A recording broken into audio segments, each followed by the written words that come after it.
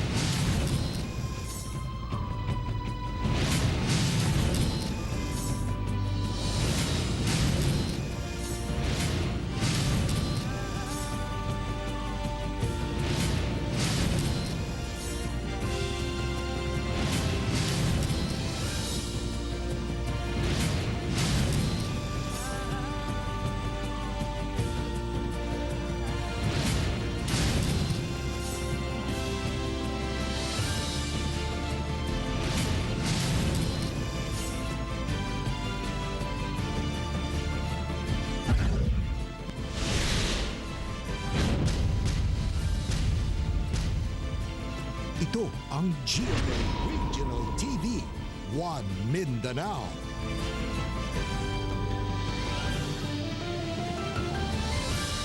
May hapon Mindanao, kini ang GMA Regional TV 1 Mindanao. Hatod namang pinakadagkog, pinakulahing balita sa Mindanao. Ako si Tek Ocampo. Sara Hilomen Velasco. Rian Soroche, live gikan din sa GMA Davao Complex.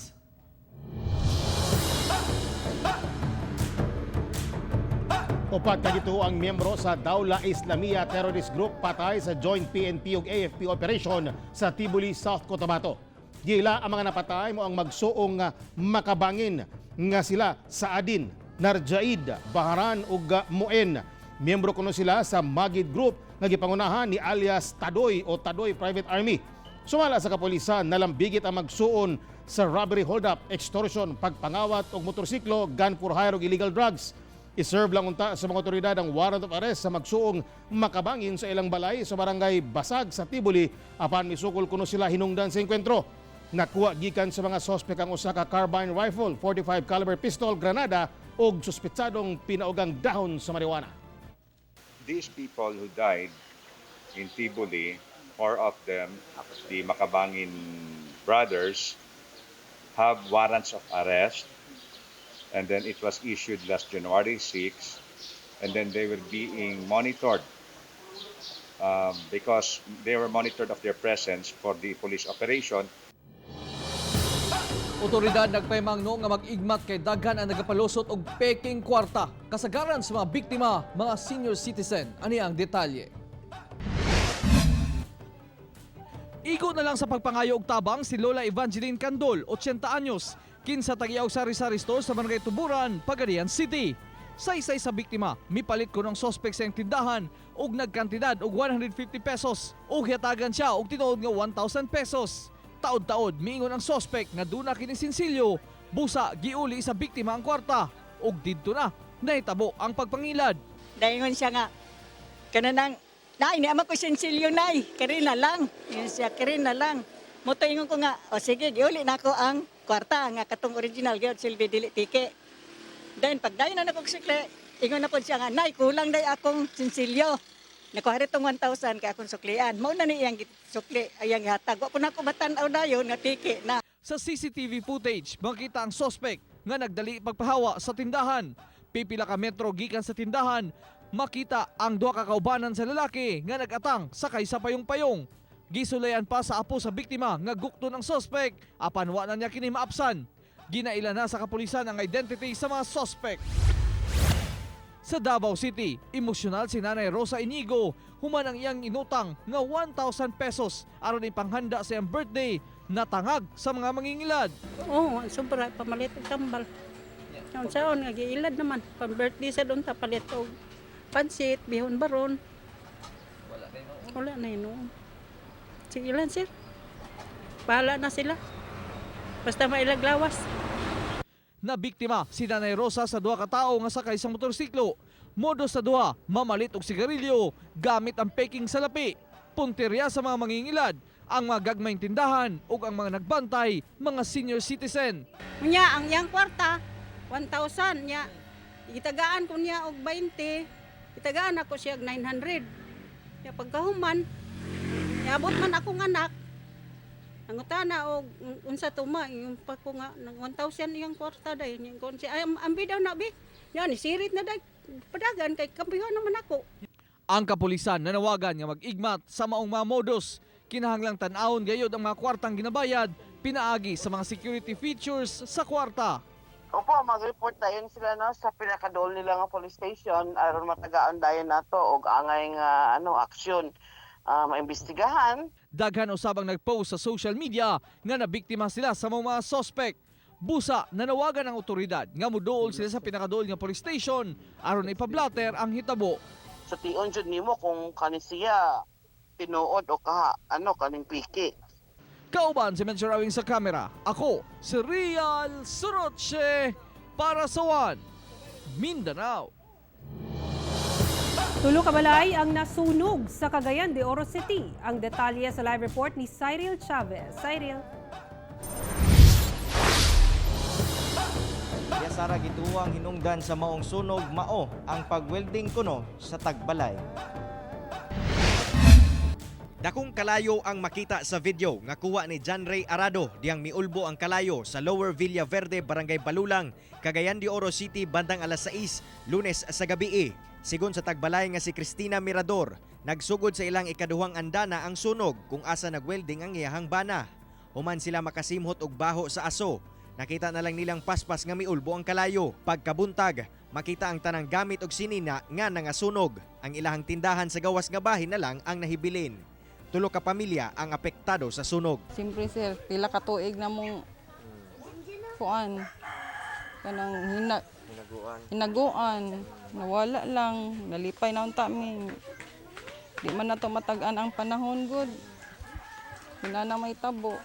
Gawa sa electrical, posibleng mga baga gikan sa welding nga nangahulog sa foam ang usa sa mga posibleng tinubdan sa sunog.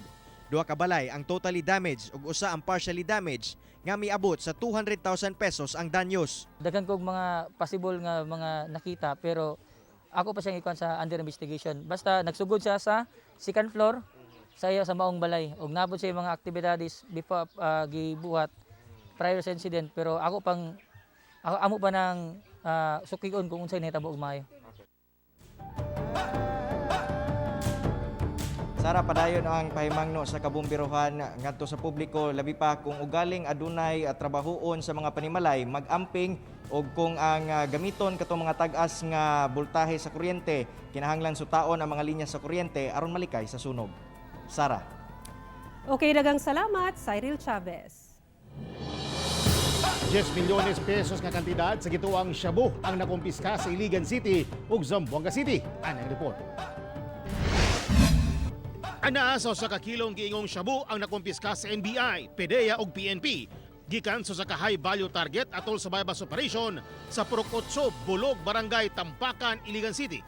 Matod pa, gibutang kini sulod sa battery sa sakyanan sa suspect nga nailang si Mahid Amer. Sigon sa NBI, dugay na nilang gipanita ng suspect ug nasayrang tanang miyembro di ay sa banay nini nalambigit sa illegal nga droga. Gani ang inahan ini, ikapilang higayon ng nadakpan. Yung isang kapatid niya, bunso niya, nahuli din natin dyan sa may Mahayhay. Yung isang bayaw din nila, inoperate na mga kasama natin na pulis sa Region 10. So makita mo lahat sila involved sa ganitong trabaho. Nasayran sab sa NBI nga dunay legal nga money transfer business ang pamilya. Sila sab ang giilang pinakadakong source illegal nga droga sa Iligan City nga anaa sa 30 to 40%. Anaa sa 6.8 million pesos ang nakuwang droga gikan sa dinakpan. Wala na mihatag pa og pahayag ang suspect. Sa Zamboanga City, arestado ang suspect nga gikonsiderang high value target nga si Ryan Abilia, 26 anyos atol sa bypass operation sa Barangay Tituan. Nakuha gikan sa suspect ang tulo ka pakete sa gituang shabu nga dunay market value nga 1.4 million pesos. Samtang tulo ka lalaki ang nadakpan sab sa bypass operation sa Lugoy Grande sa Barangay Talon-Talon sa Zamboanga City gihapon. Naila ng mga suspect nga sila si Benhar Hamidol, 27 anyos, Pasara Sampang, 57 anyos, ug Marvin Ramirez, 35 anyos. Kinsa ana sa drugs watch list sa kapulisan. Nakumpiska gikan kanila ang tulo ka dagkong pakete sa gituang shabu nga mitimbang og 264.7 grams nga nagkantidad og 1.8 million pesos. Nakuha usab ang 1,000 pesos nga mark money ug 29 ka piraso sa budol money. Magatubang og kasong paglapas sa Republic Act 9165 o Comprehensive Dangerous Drug Act of 2002 ang tanang dinakpan. Ako, si Teco Campo para sa One Mindanao. Miangal na ang mamamalitay sa Davao City human nga ang presyo sa kilo sa karning baboy hasta nang mahala. Atong sayron ang detalye sa report ni Jandy Esteban live. Jandy. Real ang pagsaka sa presyo sa karning baboy, epekto matud pa sa African swine fever. Kaniadto sobra kilo sa karning baboy ang ginapalit ni Flor Delis dinhi sa Agdao Public Market sa Davao City. Apan karon, di nakabot og kilo. Gumikan hastang mahala na sa presyo niini. Magtipid na lang una daw siya. Sa himuon na lang nimo, isda na lang sa. Gulay, kung ano mo gulay. Para lang gid nga makasave gamay. Likay lang sa agakaron balig palit og karne. Gamay lang mong paliton din, gulay ang daghan. Niadtong December sa nakalabang tuig, anaa pa sa 280 pesos ang presyo. Apan nagkamahal kini hangtod sa miabot sa kasamtangang presyo nga 300 hangtod 360 pesos ang matag kilo. Gani ang mga namarigya apektado usab kay nabawasan ang ilang customer. Tungod sa kamahal sa presyo sa karne sa baboy, wala na kaayoy ginansya ang mga vendors. Gumikan wala na kaayoy mamalit. Busa ang ilang gihimo, gibiyaan na lang nila ang ilahang mga pwesto ug nangita ug laing diskarte. Mahal man ang demand po sa pigiri hatag sa mua. Ilang live. Sa pagsaka sa presyo, apektado inyong palit? Apektado jud kaayo kay tungod kuan, angal ang mga mamalitay. Maluoy man sa mamalingki hay po kay siyempre pilaray presyo sa pilaray sildo sa mga tao karon nga ang karne karon hastang mahala. Pero sumala sa Department of Agriculture Region 11 nga miubos ang supply sa rehiyon tungod sa kaso sa African swine fever. Ning baguhay lang, giigo na usab ang mga munisipyo sa Davao Oriental. Hindi naman walang supply but then it will supply because of ASF. Real tungod sa pagsaka sa presyo sa baboy, mitaas usab ang demand sa karne sa manok. Hinungdan nga misaka usab ang presyo niini.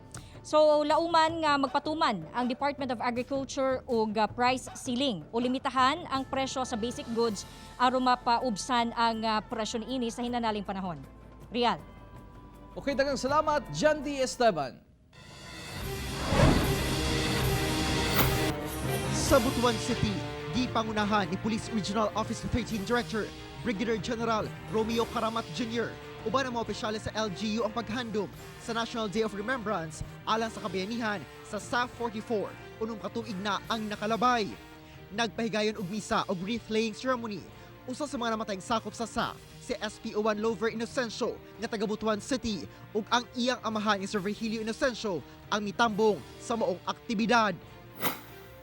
Sa Las Nieves, Agusan del Norte, dulaan 5 kagatos ka mga kanisakop sa milisya ng bayan ug underground mass organization sa rebelding NPA ang misurrender ug misaad silang hingpit nga pagbalik loob sa gobyerno. Kinibunga sa sagunsong pakigdialogo kanila sa mga tropa sa 23rd Infantry Masigasig Battalion sa Philippine Army uban ang lokal nga opisyales sa Las Nieves. Gikalipay o gidayi gayod ni Mayor Avelina Rosales ang gihimong dakong lakang sa mga residente sa pagtalikod sa komunistang kalihukan. Samtang, pangunahan sa TESDA ang paghatag og livelihood training alang kanila. Top 1 most wanted criminal sa Surigao del Sur nga si Jovi Salahay, 37 anyos, nadakpan sa hinusang pwersa sa militar ug kapulisan sa Barangay Karumata, lungsod sa San Miguel. Si Salahay dunay warrant of arrest sa kasong murder, kidnapping ug serious illegal detention. Gitudlo kini nga mo'y mikidnap sa unong ka-buyer sa Agarwood, Kunlapnisan, niadtong tuig 2019 ug pagpamusil patay sa usa ka lalaki niadtong November 13, 2020.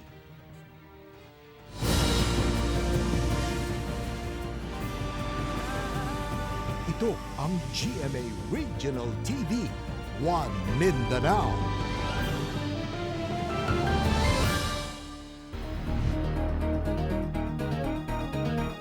Gipug nga na ni Pangulong Rodrigo Duterte ang desisyon sa IATF nga pagawson ang mga bata ng edad 10 hangtod 14 anyos sa mga lugar ubos sa Modified General Community Quarantine. Hinoon daan ang gialmahan sa Cagayan de Oro City LGU ang desisyon sa IATF. Ano ang report ni Cyril Chavez? Di pa lamang madugay hingpit nga gianunsyo sa National Interagency Task Force for COVID-19 nga pwede nang makagawas sa mga panimalay ang mga 10 anyos hangtod 14 anyos nga minor de edad sugod Pebrero 1 ning tuiga. Tumong matod pa niini nga matabangan ang trade sector nga madungagan ang economic activity sa nasod aron makabangon ang ekonomiya. Sa kasamtangang IATF rules, ang mga nag-edad 15 anyos hangtod 65 anyos lamang ang mga gitugutan nga makagawas sa ilahang mga panimalay aron maka-access sa mga essential items ug serbisyo. Apan karong adlaw, gianunsyo ni Presidente Rodrigo Duterte nga bawal gihapon mo gawas ang maong age group. Ilabi pa nga mikuyanap na sa nasod ang bagong UK variant sa COVID-19. Pasensya na po kayo. Mine is just a precaution. Wala itong bisa. Takot lang ako kasi itong bagong strain strikes the young children. So, balik ko kayo sa bahay muna. Ang desisyon sa IATF, daan ng wala giuyunan ni Cagayan de Oro City Mayor Oscar Moreno. Sanglitbisan pa kuno naka MGCQ ang syudad.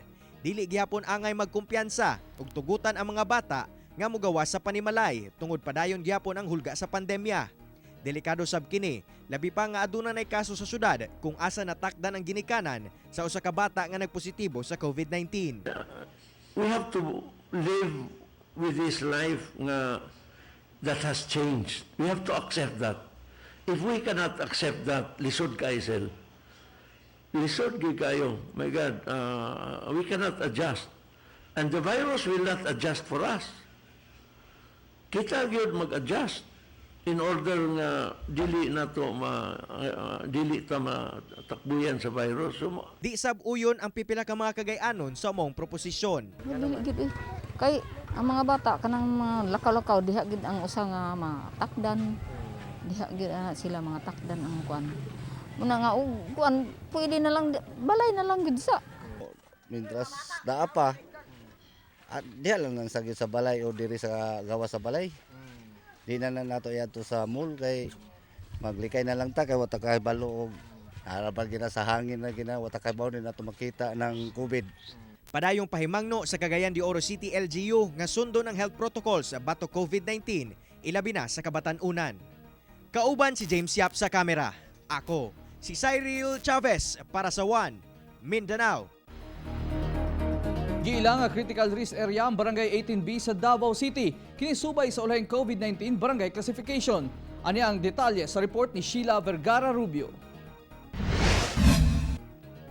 Usa ka barangay ang gilang nga critical risk area sa Davao City sukad Enero 24 ug kini mao ang Barangay 18B. Kini base sa barangay classification sa gidaghanon sa nataptan og COVID-19 sa Davao City. Napulo ang high-risk areas ug kini mao ang 38B, ang Galantubok, Buhangin Proper, Bunawan Proper, Dakudaw, Bulig Turil, Sirib, Tagurano, Talomo River ug Tibungko.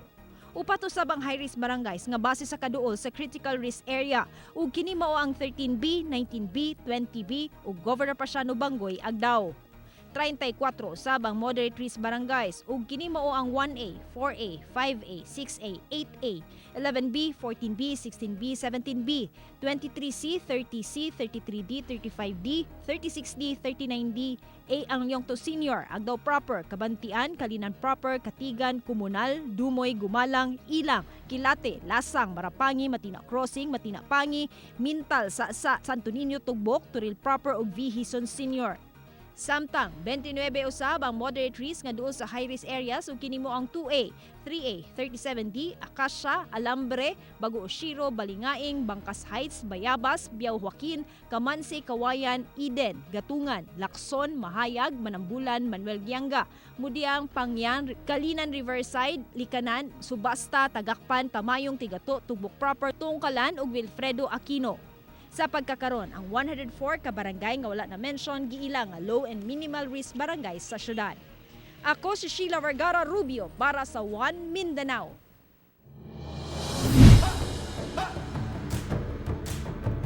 Nag-antos gihapon hangtod karon ang mga residente sa Jose Abad Santos sa Davao Occidental sa ilang kakuhaan ug mainom nga tubig. Ani ang RTV Presents ni John D. Esteban.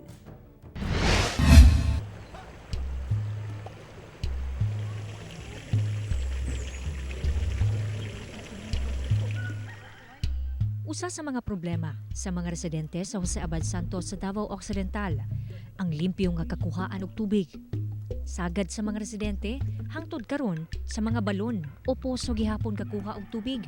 Diin sagad ni ini nahimutang duol sa Casillas. Rason nga sagad sila nga magkasakit sama sa kalibanga. Gani ni atong Enero 1 ning tuiga, nagka-diarrheal outbreak sa sitio Maluwayog, Barangay Butuan. Diin usa ang namatay ug 36 ka tawo ang naospital human makainom og kontaminadong tubig sa balon.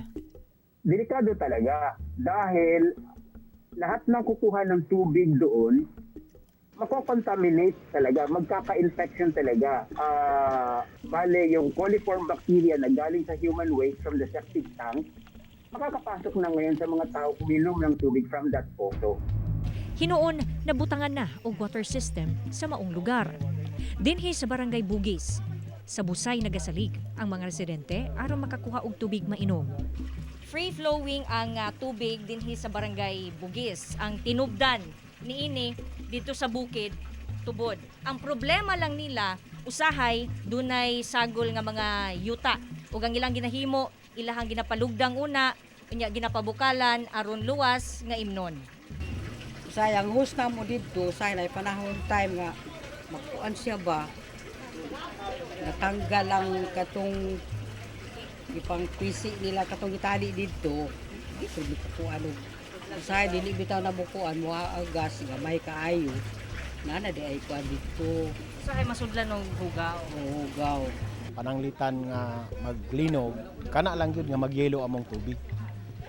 Kung nauntay kuan purifier, so siguro mawala ng kuan nga sa mga safety pod among tao nga pag-inom. Nag-provide naman daw ang LGU og mineral water sa mga lugar nga walay tarong kakuhaan og limpyong tubig. Apan dili kini malong tarong solusyon. Sumala sa LGU nga limitado lang ang ilahang pondo alang sa pagpatukod og water system sa sobra 200 ka sitio sa munisipyo. Busa nang ginahanglan sila og tabang labi na gikan sa national government. Amo ang geographical classification, no? We are a geographically isolated and disadvantaged area. And ang mga sitios are mountains and rivers apart from each other. Dili na mo kaya nga naami centralized nga water system. So what is ideal is per sitio na ay kaugalingon nila nga water system. So kung national government or non-government agencies, private institutions, we would be glad to accept help from them para sa amo ang mga water system because funds are really limited. Apan wala na lang bagyod kitay laing mahimo aron matabangan ang mga residente. Suma sa panultihon, kung gusto dunay pamaagi, apan kung dili daghag rason. Ang mainom nga tubig usa ka batakang panginahanglan ug katungod sa katawhan. Apan wala kini maangkon sa daghang residente sa maong lugar. Kauban si Melcher Awing sa kamera. Ako si John D. Esteban para sa One Mindanao.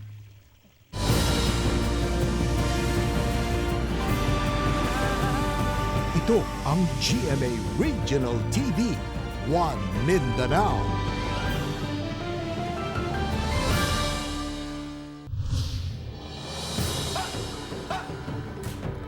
Usa ka motorista patay humanabuthan og usa ka improvised explosive device o IED sa South UP, Maguindanao. Ani report.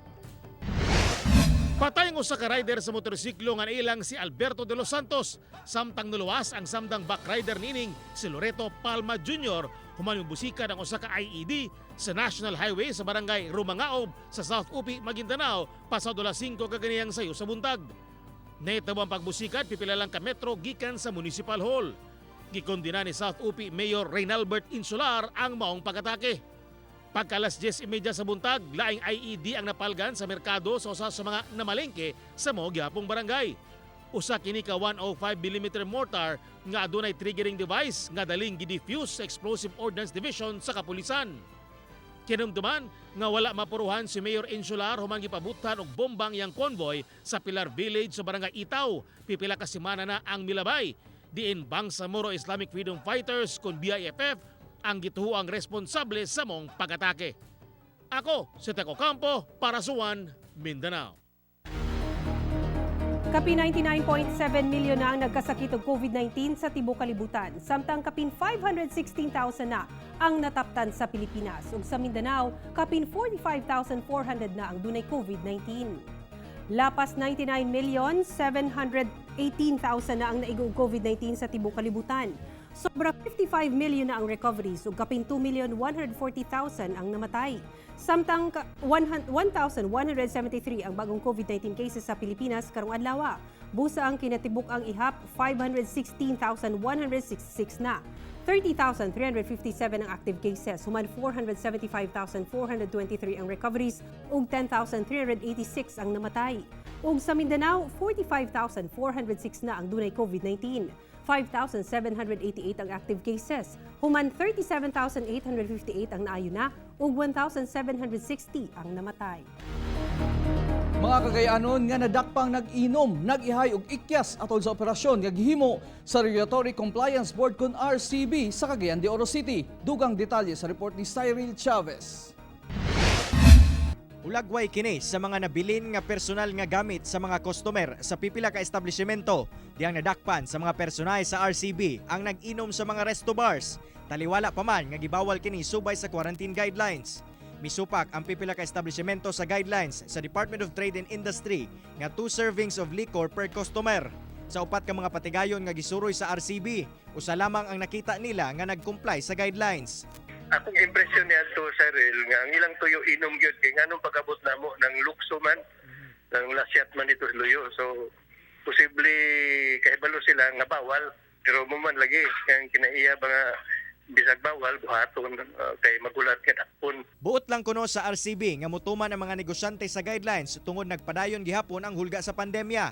Tungod sa kalapasan nga nakita sa RCB, gilayon nilang gipasidadan ang management sa mga patigayon o giisyuhan og ordinance violation receipt kon OVR. Ang ultimate penalty ra ba diya dili ingon nga ma-penalize kag 2,000 or unsa.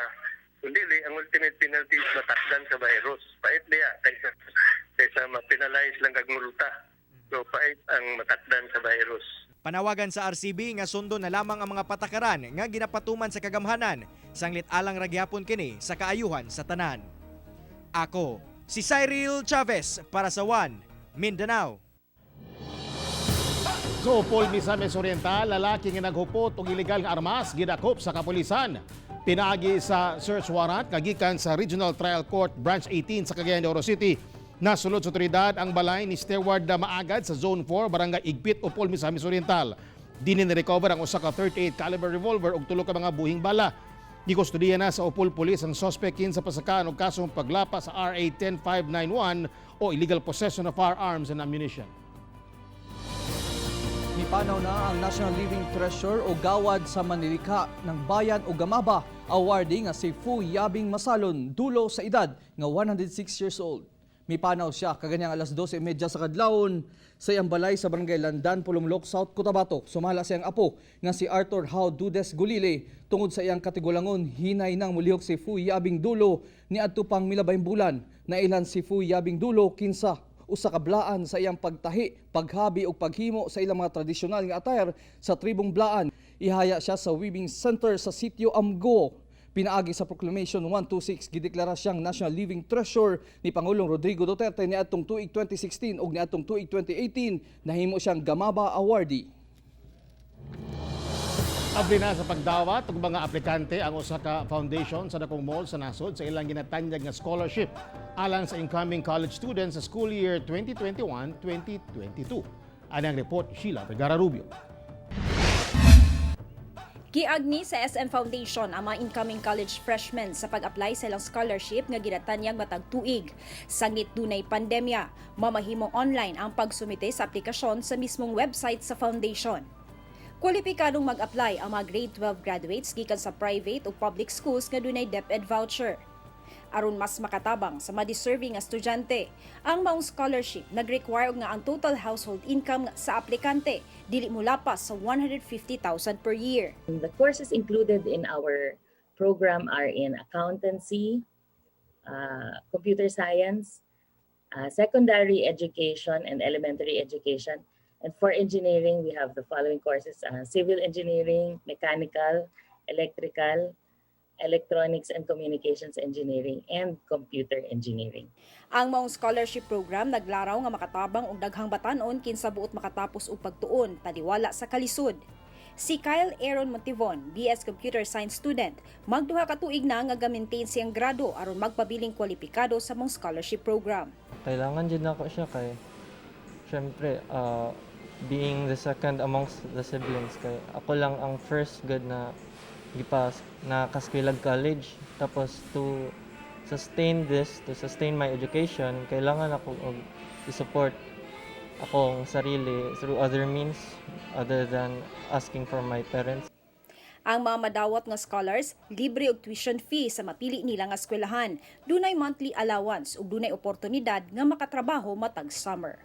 Ako si Sheila Vergara Rubio para sa One Mindanao. Magtiayon laki pang 3 anyos nga anak ug laing usapa ang patay human magbangga ang ilang gisakyan motorsiklo ug pick-up truck sa National Highway sa barangay Upper Tungawan sa Tungawan, Zamboanga, Sibugay. Giila ang mga biktima nga sila Arnold ug Hazel Arquiza, kauban ang 3 anyos nilang anak nga babae. Luwas sinuon apan samda na ilang baby nga lalaki. Patay usab ang driver sa motorsiklo nga padayon pang ginaila sa karon. Gikustudiya na sa kapulisan ang driver sa pick-up truck kinsa magatubang ug kasong reckless imprudence resulting to multiple homicide, physical injuries, and damage to property. Sa Lanao del Norte, patay ang pasahero ug ang ulang driver sa pedicab human mibangga sa bus sa National Highway sa Barangay Abaga.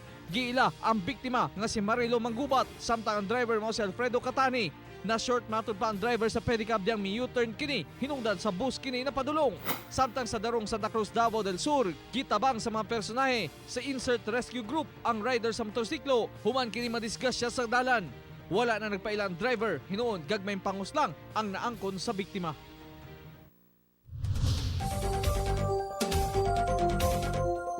Walay na monitor ang pag-asa nga dakong weather disturbance ug walay nakita ang low pressure area sulod sa Mindanao ug Philippine Area of Responsibility. Makasinati ang Mindanao panagsang pagdag-um ngadto na sa mapanganurong kalangitan inubanan sa mga pag-ulan. Maayo man nagdagan sa panahon sa pagkakaron apan dili gihapon angay magkumpiyansa ang katawhan sa Mindanao tungod kay nagpabiling nakaapekto sa panahon ang localized thunderstorm nga posible gihapong makamugna og pagbaha ug landslide. Din karong adlaw, ado na paghapoy masinating mga pagdag-om labi na sa mga bukin nga dapit sa hapon or sayo sa gabi. Inubanan nga ado na mga kalit, mga patak-patak, mga pag-ulan, pagpanugdog, pagpangilat, epekto paghapon sa localized thunderstorms. Happy viewing kay Dr. Jojit Marbas ug kay Ma'am Sol Vergara Goles, Gallego family of Canmore, Alberta, Canada, Barbarians, batch 96 of St. Mary's College of Tagu. Advance happy birthday di ay kay Christian Gomez. Happy birthday usab kang Franklin Charcos of BSP Malagos ug of course congratulations kang sa atong boss Sir Oli, congrats. Sir Oli Victor Beltran Amoroso sa promotion. First Vice President. Yes. Sa GMA Regional TV and Head of Synergy. Ayan. Congrats, Congratulations, sir. Uy, advance More happy power. birthday po na kay Alan Ramirez. Uy, Alan! O belated happy birthday kay Sarah Hilomon Velasco. Nakatilaw naman sa buy one take one. Mga kapuso, way puha sa among pagatunog balita. Bisitahin www.gmaregionaltv.com ug mag-subscribe sa official YouTube channel sa GMA Regional TV. Busa mga kapuso, ayaw paulahi sa mga dagkong balita sa nagkadayang rehiyon sa nasod, subscribe na. Ug mo katumulahi balita sa Mindanao karong adlaw. Ako si Real Sunoche. Daghang salamat sa inyong kanunay nga pag-uban kanamo matag adlaw. Ako si Sarah Hilomen Velasco. Tungod mga balita sa atong palibot, importante alang kanamo. Kini ang GMA Regional TV 1 Mindanao. Teko Campo, buong puso para sa Pilipinas.